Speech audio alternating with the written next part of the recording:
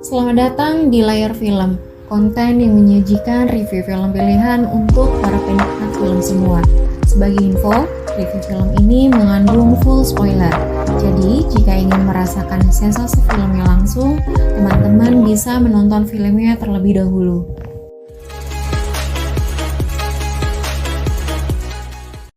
Penyalin Cahaya adalah sebuah film drama thriller misteri Indonesia tahun 2021.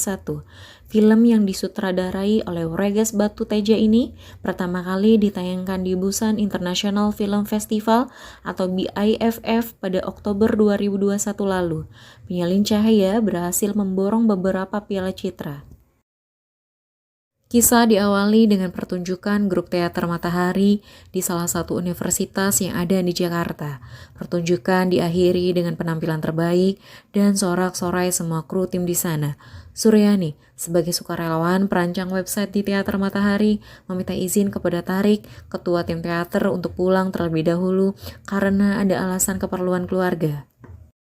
Suryani yang tiba di rumah dan berada di warung makan orang tuanya, ditegur ayahnya agar bisa mengurangi kegiatan di teater, agar dapat lebih fokus pada kuliah dan membantu warung makan ibunya.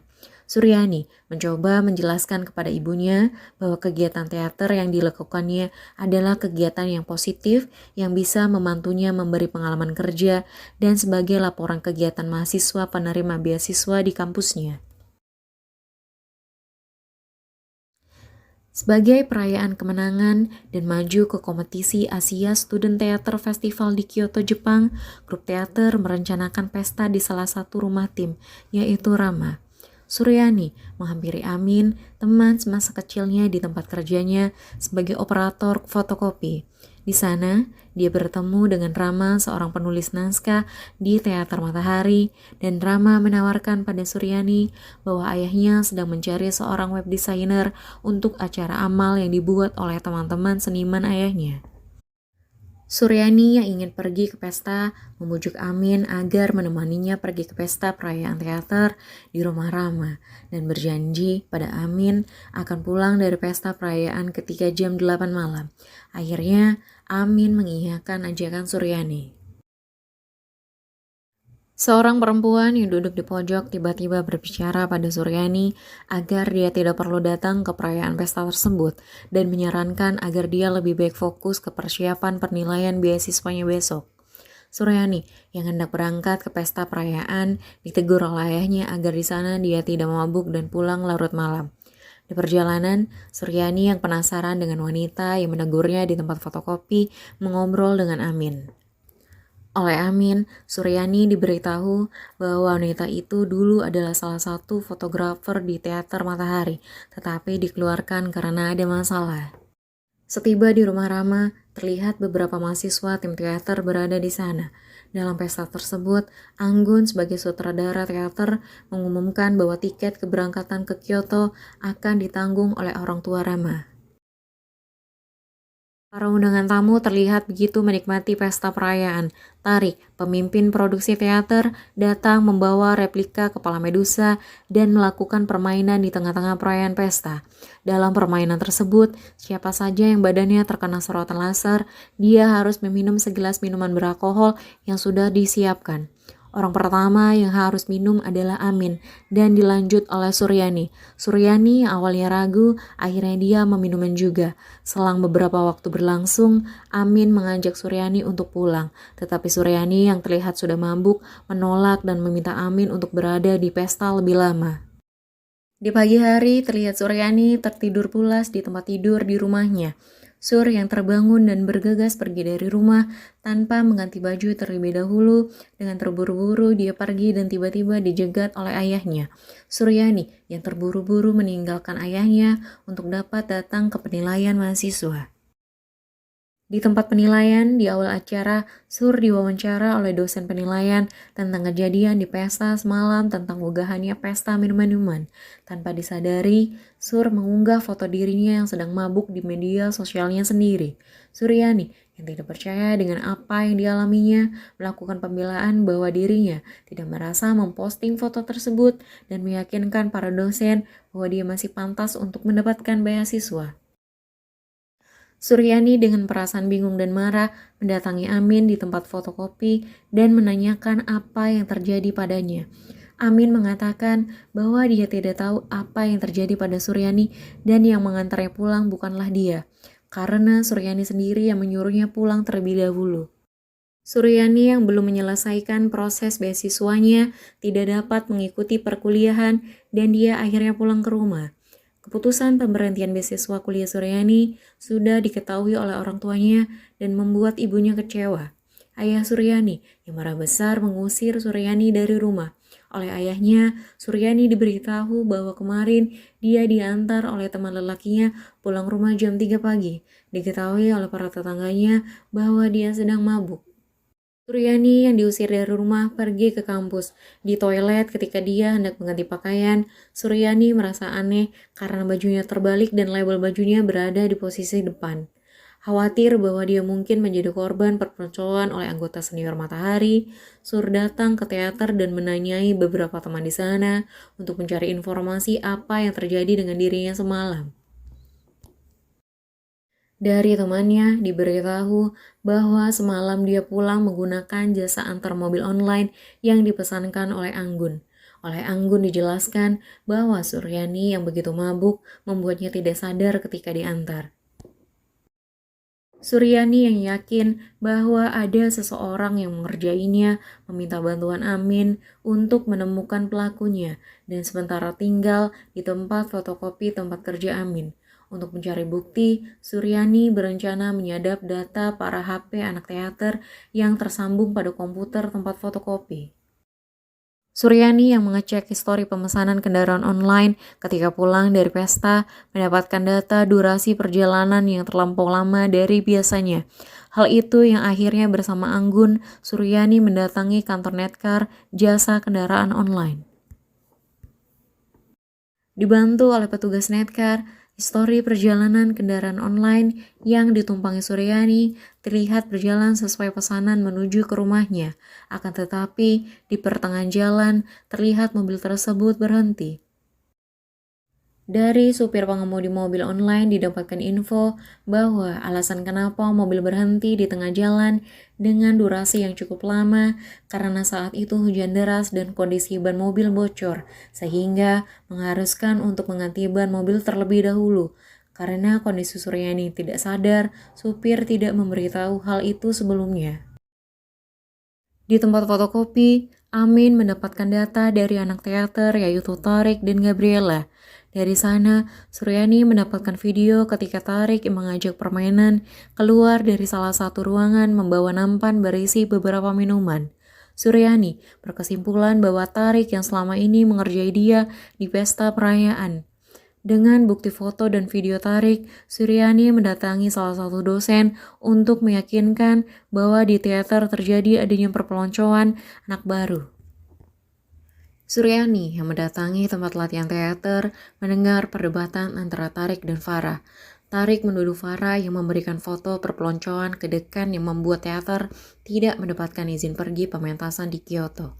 Suryani yang terbawa emosi menyambar pembicaraan di antara mereka yang dari sana membuat Tarik merasa bahwa kenapa Suryani dapat mengetahui masalah tersebut. Dalam situasi tersebut, Suryani ketahuan telah membocorkan rahasia tentang kejadian di teater, membela diri dengan membuka masalahnya dengan para anak teater. Suryani memberi video dan menjelaskan bahwa Tarik memasukkan obat ke minuman keras yang diminum Suryani dan membuatnya tidak sadarkan diri. Suryani juga berpendapat bahwa Tarik juga memiliki obat terlarang yang dimasukkan ke minuman keras yang mana membuatnya tidak sadarkan diri saat pesta perayaan. Tarik yang mengaku bahwa dia tidak melakukannya membantah dugaan Suryani.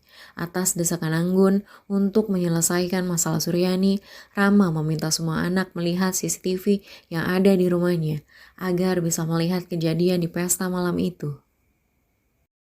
Di rumah Rama diperlihatkan bahwa Torik yang berada di pantry sedang menuangkan minuman keras sambil menangis dan meminum obat. Diketahui bahwa ternyata selama ini Torik pergi ke psikiater yang mengharuskannya untuk meminum obat secara teratur. Melanjutkan ketika para anak-anak teater melihat ulang rekaman CCTV, didapatkan bahwa dalam keadaan mabuk, Suryani melakukan selfie di HP-nya sendiri dan mengupload foto tersebut ke media sosialnya. Setelah kejadian itu, Suryani belum bisa lega dan menemukan titik terang dengan apa yang terjadi pada dirinya. Suryani berkeyakinan pada malam pesta dia hanya meminum 4 gelas, yang mana dia ragu bahwa itu cukup membuatnya sampai tidak sadarkan diri. Dari sana, dia mencoba untuk minum bersama Amin untuk membuktikan bahwa tentang dugaannya dengan minum sampai batas berapa dia tidak sadarkan diri. Dari percobaan minum tersebut, setelah Suryani minum 2 botol pun dia masih sadar tidak pingsan. Dugaan adanya seseorang yang mengerjainya muncul kembali setelah ia memeriksa foto pada HP Rama yang sebelumnya dia ambil di tempat fotokopi. Dalam HP Rama tersebut, terdapat sebuah foto yang ada di tempat di mana mobil online yang ditumpangi Suryani pada malam pesta itu berhenti. Suryani menyimpan pertanyaan, kenapa pada malam itu Rama berada di tempat itu di mana Suryani juga berada di sana. Dengan rasa penasaran, Suryani mendatangi tim teater yang mengerjakan proyek instalasi hasil foto jepretan Rama. Rama yang beralasan di malam kejadian dia keluar rumah untuk memotret Milky Way. Dari sana, Suryani mendapatkan file foto jepretan Rama pada malam kejadian. Suryani merasa aneh dengan hasil foto tersebut. Keanehan foto itu muncul ketika filter warna foto tersebut dirubah. Nampak beberapa bagian tubuh seseorang secara misterius. Jika filter fotonya dirubah dalam foto tersebut, terlihat menyerupai bercak noda aneh, bukan seperti Milky Way yang Rama maksud. Suryani yang merasa tidak asing dengan bercak foto tersebut, lalu memfotokopi punggungnya sendiri. Berbekal bukti foto instalasi hasil jepretan Rama yang mirip dengan tanda lahir di punggungnya, Suryani berniat melaporkan temuannya pada tim forensik kampus untuk mendapatkan dukungan menguak masalah ini. Akan tetapi, yang terjadi dia malah mendapat panggilan dari pihak kampus dan tertuduh membuat pencemaran nama baik pada Rama. Pihak kampus yang tidak berpihak padanya memaksa Suryani menyelesaikan masalah secara kekeluargaan dan tidak sampai membawa nama kampus masuk ke pengadilan. Suryani yang terdesak dan tidak mendapat dukungan dari ayahnya sendiri dan pihak kampus akhirnya membuat pernyataan terbuka bahwa apa yang dilakukannya adalah sebuah kesalahan dan karenanya meminta maaf kepada Rama menjadi korban yang tertuduh. Atas kejadian itu, Ibu Suryani merasakan bahwa apa yang dialami putrinya bukanlah mengada-ngada. Hasil foto jepretan Rama diyakini adalah persis sama seperti tanda lahir yang ada di punggung Suryani. Suryani yang sementara tinggal di rumah teman ibunya didatangi oleh Farah dan Tarik yang ternyata mereka juga adalah korban jepretan tubuh oleh Rama. Hanya saja selama ini mereka diam tidak bisa membela diri seperti Suryani yang mencari bukti. Untuk membuktikan apa yang dilakukan oleh Rama, akhirnya Tarik berencana menjebak supir mobil online yang pernah mengantar Suryani dan Farah pulang pada malam kejadian. Mereka yang berencana melaporkan Rama ke kantor polisi oleh supir mobil online yang ditahan di rumah teman Ibu Suryani memberitahu Rama posisi keberadaan mereka. Tiba-tiba, mobil pengasapan pembasmi nyamuk demam berdarah datang. Rama muncul bersama komplotannya dan menyergap mereka serta melenyapkan barang bukti. Dari kejadian itu, Suryani dan teman-temannya kehilangan bukti kejahatan yang dilakukan oleh Rama. Suryani bersama Farah berjalan menuju atap kampus dan membawa mesin fotokopi. Dari atas sana, mereka melempar selembaran bukti foto dan tulisan kesaksian mereka atas kejahatan yang dilakukan oleh Rama. Beberapa saat, tindakan yang dilakukan oleh Suryani dan Farah diikuti oleh mahasiswa lain yang mana mereka juga adalah korban dari kejahatan yang Rama lakukan. Kisah Suryani tentunya terbilang mirip dengan perjuangan para penyintas kekerasan seksual di Indonesia yang sangat sulit untuk mencari keadilan.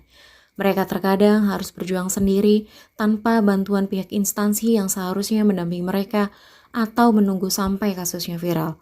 Namun, perjuangan mereka juga terkadang menjadi sia-sia karena sang pelaku yang lebih punya kuasa tidak mendapatkan hukuman yang tegas dan membuat pelakunya menjadi jera.